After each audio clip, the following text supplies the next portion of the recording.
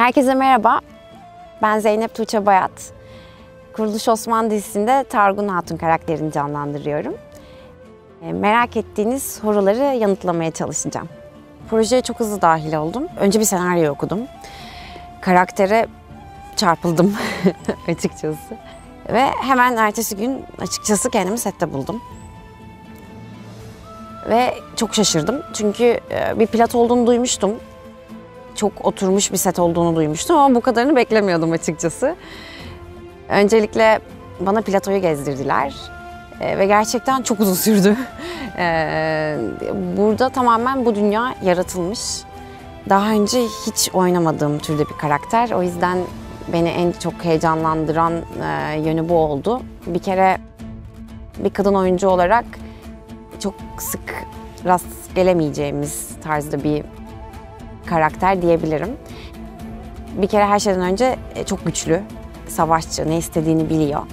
Ama bir taraftan da beni etkileyen tarafı gerçekten çok yumuşak kalpli olması, ailesine çok düşkün olması, sadece ailesine değil tüm kendi boyuna çok düşkün olması. İtiraf etmem gerekirse oyuncu olarak genellikle karakterlerin benden farklı yönlerini düşünüp onlara odaklanmayı tercih ediyorum. Çünkü öteki türlü izleyicinin beni görme ihtimali var sürekli olarak. Ama ben daha çok oynadığım karakterin görünmesini tercih ederim. O yüzden Targun'u canlandırırken birazcık daha bana hiç uymayan yönlerine odaklandım. O da birazcık daha güçlü duruşu. Ben güçsüzüm anlamında demiyorum ama bu kadar dışarıdan sert görünen bir yapım olduğunu düşünmüyorum. İnsanlara göstermek istediğim şey bu değil açıkçası ama Targun birazcık mesafe koymayı seviyor bence ve herkese birazcık daha şüpheyle yaklaşıyor. Belki yaşadığı şeylerden kaynaklı olabilir. Bu yüzden bu yönlerine odaklandım ve tabii ki çok iyi savaşıyor, çok iyi ata biniyor.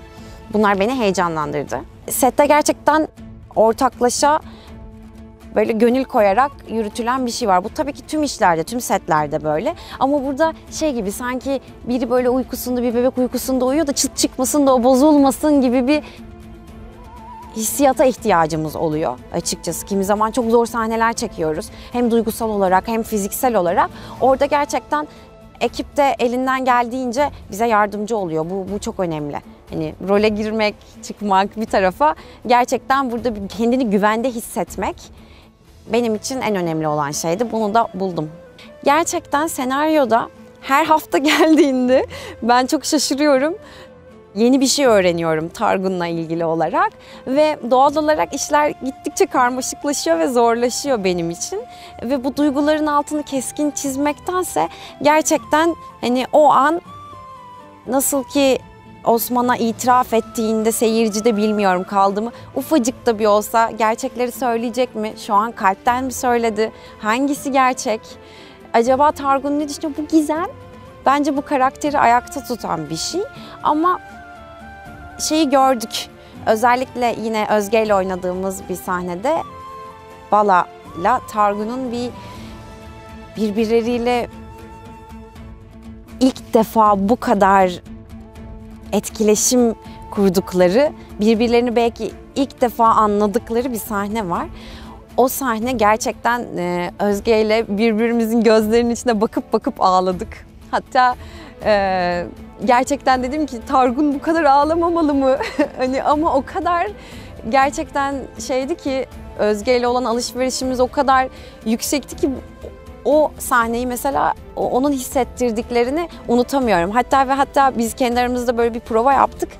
Orada bile böyle bir şey hissetmiştik. Hatta korktuk, dedik ki bunu keşke prova etmeseydik, keşke kayıtta yapsaydık diye. Oyuncuların bazen böyle ilginç problemleri oluyor. Öncelikle herkese beni bu aileye kabul ettiği için teşekkür ediyorum. Umarım etmişsinizdir.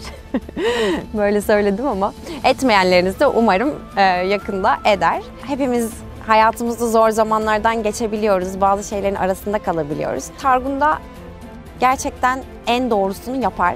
İnanın ben bilmiyorum ne yapacak.